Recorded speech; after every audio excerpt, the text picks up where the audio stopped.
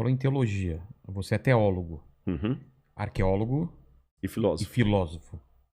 Você, Mandíbula, o que você é? Universitário. Ou seja, ele pega tudo. Ele pega tudo, exatamente. Então a gente pode falar sobre as três coisas. E eu queria falar da intersecção das coisas, né? A teologia, por exemplo, a arqueologia. O que a gente tem hoje de concreto? Porque a gente vê muita série, muito filme, muito documentário de estão achando a Arca da Aliança, onde está indícios da Arca de Noé. Arca de Noé e tal. O que a gente tem de estudo de arqueologia que comprove os tempos bíblicos ou esses grandes momentos que a gente viu relatados na Bíblia? Porque tem uma linha tem pessoas que acham que é tudo metáfora, é tudo histórias que significam outra coisa, e tem uma linha que fala, não, muito daquelas coisas realmente aconteceram. As pragas do Egito, o dilúvio, e tem gente procurando essas evidências. Em que pé que a gente tá? Bom, vamos separar algumas coisas aqui na mesa. Tá. Em primeiro lugar, existe a arqueologia séria, que é aquela que tem formação acadêmica, tem congressos, tem acadêmicos, tem trabalho científico, trabalho de campo, e tem aquela arqueologia de almanaque, daquele camarada que é dentista, você tá entendendo? O auxiliar de não sei lá o quê. Vai atrás de teorias e da vai atrás da conspiração. teoria da conspiração e volta lá. E aí fala que encontrou a Arca de Noé. Existem 42 supostos achados da Arca de Noé. 42. Você tá entendendo? Ah, mas que tem uma mancha. Olha, gente, desculpa. Aí que é a diferença entre ser crente e ser crédulo. Você tá entendendo? Aí que tem a diferença entre ser crente e ser crédulo. Eu sou crente, não sou crédulo.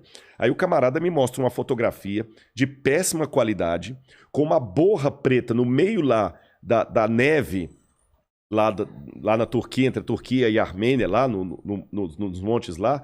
Olha, tá vendo aqui, olha? É no formato formato da arca. E o cara vem com um desenzinho de computador, ainda faz assim, pô, cara, tá aqui debaixo da neve. Você foi lá? Não, mas... Ou então aquelas histórias assim, porque um cara da NASA descobriu. Então, olha, vamos varrer tudo isso pro lixo. Por exemplo, o que eu já escutei, não sei se é verdade, que a Arca da Aliança estaria sendo guardada na Etiópia em segredo.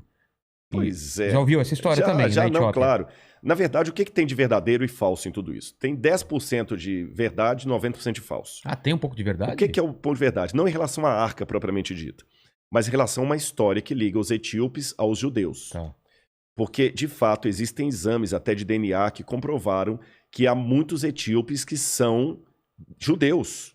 São descendentes? Descendentes da rainha de Sabá com Salomão. Tanto é que o Estado de Israel reconhece esses etíopes e dá cidadania israelense para eles. Tem até um filme, eu estou tentando lembrar agora o nome, que a Mossad vai até recuperar alguns desses etíopes e levá-los, tirar do país, lá até entra em Ruanda com Idi Amin Dada, fazer uma negociação com ele, para recuperar esses etíopes e levar, porque eles estavam sendo ameaçados de morte, estavam sendo mortos por antissemitas, e levaram para Israel. E tem muito etíope lá, judeu de sangue etíope, negro, mais negro do que eu até, no exército lá, israelense e tudo mais. Então isso é verdade. Tá. Agora eu falei, isso é os 10%. Tá. 90% de erro. Aí começa agora uma longa lenda que o rei Salomão estava lá com a rainha de Sabá. Quando ela foi embora, ela tinha um filho com ele. E o rei Salomão resolveu dar de presente para o filho uma réplica da Arca da Aliança. Aí, só que o menininho era muito esperto, trocou a réplica pela original e levou a réplica, a original, para a Etiópia, onde ficou guardada. Só que isso tudo é fantasia. Nós não temos nada a respeito disso. O que nós temos? Até a Bíblia não fala como é que a arca desapareceu. É uma inferência. Eu estou falando da Arca da Aliança, onde estão os 10 mandamentos. Aquela ela descreve com detalhes. Com detalhes, absurdos, sim, né, os anjos, exatamente. Eu tô falando querubins. Eu tô falando daquela que o Indiana Jones encontrou. Aquela ali. Aquela lá. Caçadores da Arca Perdida. Aí o que acontece? Quando Nabucodonosor, em 587 a.C., ou antes da Era Comum, como os judeus preferem dizer, quando Nabucodonosor destruiu Jerusalém e o templo, ele levou instrumentos do templo para a terra de Sinar. Isso era comum, tá certo? Eu venho cá, domino você, eu vou pegar os seus deuses. Saqueia. E a arca desaparece do cenário, não se fala mais nela. Quando os judeus reconstroem o templo, na época de Zorobabel, e esse templo, até o templo que Jesus vai conhecer, não havia mais a arca lá dentro. Até o livro de Macabeus, que é um livro deuterocanônico, fala que mãos piedosas, entre elas Jeremias, esconderam a arca. Então é a única informação que nós temos. Então alguém escondeu Escondeu. Ela está desaparecida. Eu poderia até aventar, nem sei se poderia chamar de hipótese, algo menos que hipótese, uma inferência. Tá. Que essa arca, se for assim mesmo, se ela desapareceu na época de Nabucodonosor para ela não ser levada para a Babilônia, ela talvez estaria debaixo do Templo Monte. Quem vê uma foto de Jerusalém, tem aquela cúpula dourada, ali era o lugar do templo. Ela pode estar ali debaixo. Aí você fala, pô, por que não vai lá e escava? Pô, porque eu não quero proclamar a Terceira Guerra Mundial. Exatamente. Só isso. O lugar é sagrado para os muçulmanos. De onde Maomé foi assunto ao paraíso. Treta. Não Nossa. pode. Você entendeu? Eu, de certa forma, escavei o Templo Monte. Ei. Mas como? Eu vou revelar aqui. Houve uma colher, né? Não, foi, mas é que tem... E a minha esposa também, ela participou disso comigo. Os próprios administradores do Templo Monte ali, que são árabes, jordanianos, eles começaram a fazer uma reforma estrutural lá na Mesquita de Al-Aqsa e também no Domo da Rocha, clandestino. E eles tiravam caminhões e caminhões de entulho dali de madrugada. E levavam esse entulho e jogavam lá perto do Monte Scopus, lá perto da Universidade Hebraica. Um universitário, para fazer jus aqui ao mandíbula. Ao mandíbula. Olha a importância do universitário, viu? O nome que aparece é do doutor lá, mas o universitário que ajudou. Ele passou, estudante de arqueologia, falou, pô, caramba, tá tirando de lá, jogando aqui.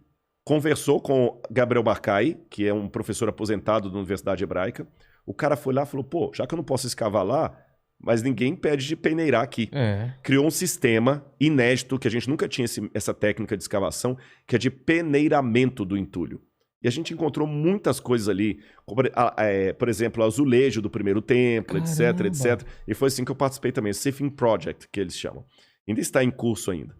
Mas, até agora, nada da arca. Mas os árabes estão escavando, então? Não. Foi uma reforma. Uma reforma clandestina. Escavaram, mas não com fins arqueológicos. Entendi. Você entendeu? É como se você vá abrir uma vala aqui, tira a terra e joga lá. Pô, o Vilela não deixou escavar na casa dele, mas tirou a terra e na terra tinha selos, selo do rei Ezequias, encontraram muitas moedas romanas. Então, muita coisa foi encontrada. Mas, separando ainda naquela que eu falei, a arqueologia séria não tem nada a ver com esse sensacionalismo, tá bom? E para explicar, dar até alguns exemplos para você, eu tenho que fazer duas advertências aqui para todo mundo que está assistindo a gente. Em primeiro lugar, a pior estupidez que alguém pode falar, seja ele crente ou descrente, é falar a arqueologia comprova a Bíblia. Não é papel da arqueologia fazer isso. Por uma coisa muito simples, já iniciada por Francis Bacon e sistematizada por Stuart Mill. Método científico. Tá bom? O método científico, ele tem as suas delimitações e a sua objetividade.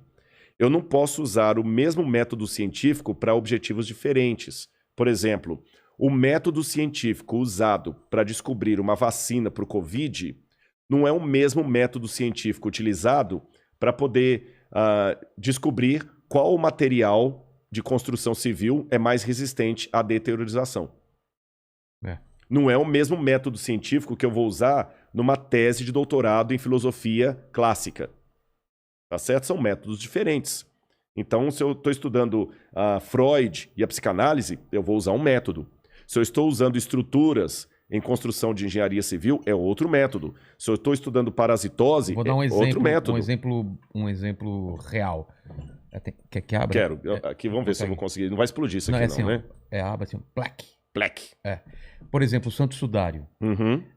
Através de métodos científicos, você consegue comprovar a idade. Ele é da Idade Média, do século XII. Então não é... Não é da época de Jesus. Já foi provado que não foi é da... Foi provado, carbono 14. O Santo fui Sudário, lá em Turim. Fui lá e fui enganado. Conseguiu ver? Porque eu não vi. Quando eu fui lá, ele tava fechado atrás de uma... Ficava fechado, mas acreditei no que... O Santo Sudário não é... Já foi comprovado, então? Já, ele é do século XII. Ele é do século XII. Mas foi forjado? Forjado. E aquele que está ali no Santo Sudário, nem morto ele estava, porque o sangue está escorrendo. E quando o morto morre não tem, né? Morto fazer outra coisa, né? O sistema circulatório para de funcionar e o sangue não escorre. Ele está com a mão assim, está escorrendo. Então tem vários elementos ali que mostram. Então, o método científico é diferente do que você vai usar para... Você deu um exemplo bom aí, para datação, etc. Então, o que acontece? Por uma questão de método, eu não vou poder, pela arqueologia, provar, por exemplo, que Maria era virgem quando deu à luz a Jesus. Que Jesus ressuscitou. Isso é sandice. Você entendeu? É querer usar gasolina de avião para carro. Não funciona. Então não posso falar assim, a arqueologia comprova a Bíblia. Se alguém fala isso, ele não está sendo acadêmico.